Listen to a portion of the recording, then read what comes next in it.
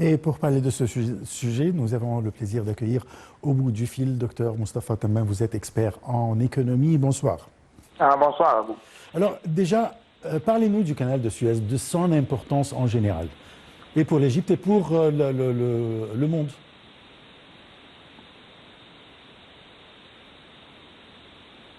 Docteur Moustapha, Oui, vous m'entendez? oui, certainement. Alors, parlez-nous de l'importance du canal de Suez en général pour le monde et en particulier pour l'Égypte.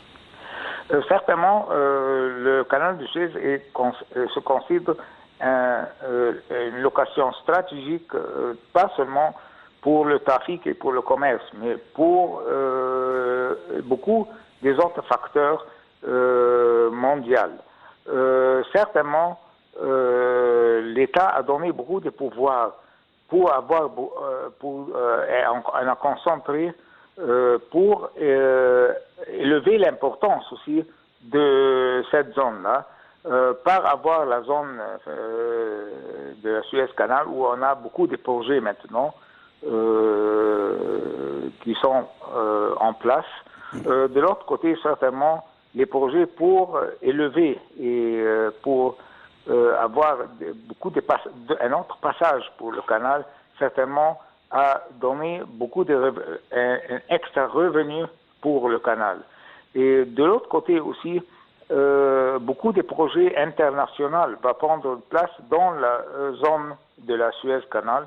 Alors certainement, ça aussi, ça va attracter les investisseurs de l'extérieur, et aussi ça va nous donner un pouvoir pour avoir beaucoup de positions et beaucoup de travail pour les Égyptiens. Et finalement, ça va avoir un impact positif sur les devises étrangères qui vont être transférées en Égypte. À votre avis, docteur Moustapha, comment le canal de Suez contribue-t-il au passage ou bien au processus du commerce international? Certainement, le canal joue un très important rôle pour le commerce, dans le domaine commercial. Quand vous avez beaucoup de trafic, beaucoup de peut-être des marchandises et des bateaux passent de l'Asie et peut-être des pays arabes du Golfe, et on va en route pour aller en Europe et peut-être aussi continuer en Amérique. Alors ça, c'est une route stratégique et ça donne beaucoup d'importance pour le commerce international. De l'autre côté,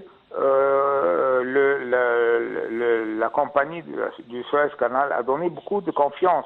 Après qu'on a élevé, il y avait 2 bateaux, on avait des problèmes avec depuis quelques mois, et la direction du canal a fait un pas très positif pour élever ces problèmes-là, et on a élevé le bateau et le trafic est retourné en normal. Parfait. Là, comme vous venez de dire qu'on a eu recours au dédoublement du canal, c'est-à-dire on a fait presque un autre canal parallèle. Exactement. Voilà. Oui. Est-ce que c'est la cause pour laquelle les recettes du canal de Suez cette année a été bien haussées? Certainement, oui.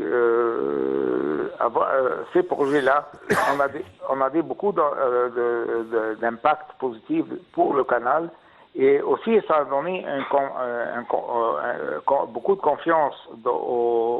Et c'est un message au monde entier, donner un message de confiance pour le trafic et pour que le canal, on a un contrôle sur les bateaux et on dirige le canal dans une manière professionnelle.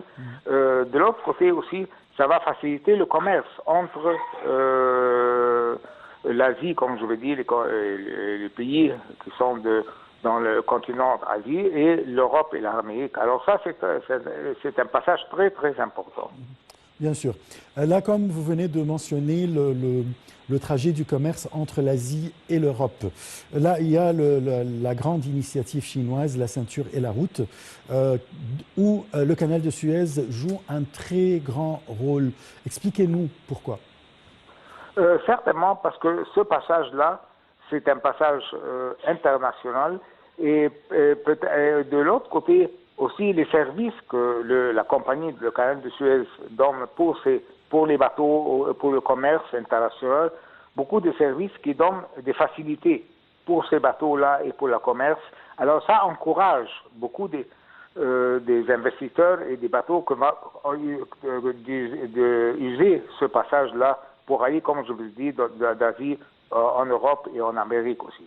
Comment vous voyez l'établissement de quelques villes autour du canal, ou aux alentours du canal de Suez, comme le nouveau Port Saïd, Nouvelle Ismaïlia? Est-ce que ça va aider vraiment à dynamiser le travail au canal de Suez? Définitivement, oui. Certainement, ces pays-là vont donner beaucoup de pouvoir pour le canal de Suez.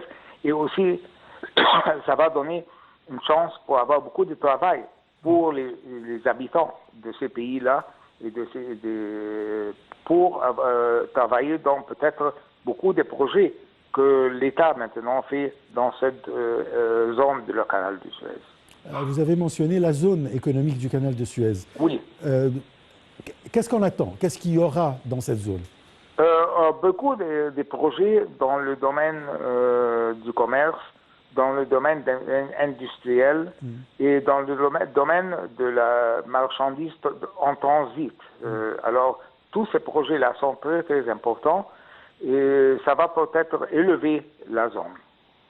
Parfait. Je vous remercie beaucoup, Dr Moustapha Tamem. Je rappelle que vous êtes expert en économie. Dr Moustapha a parlé de l'importance du canal pour l'économie égyptienne et pour le commerce international, pour relier ou bien pour faciliter la transportation des marchandises de l'Asie. On parle bien sûr du géant asiatique, la Chine, ainsi que le Japon et tout le sud de l'Asie, ainsi que bien sûr la zone arabe. On parle du Golfe arabe et par le biais du canal de Suez, on peut transporter les marchandises de ces régions vers soit l'Europe ou la grande zone industrielle mondiale, l'Europe, ou bien de l'autre côté vers l'Afrique qui est pas moins importante que l'Europe, puisque c'est le continent en développement, qui a besoin vraiment de tout ce qui est commerce pour le développement en général, soit industriel, énergétique, commercial, etc.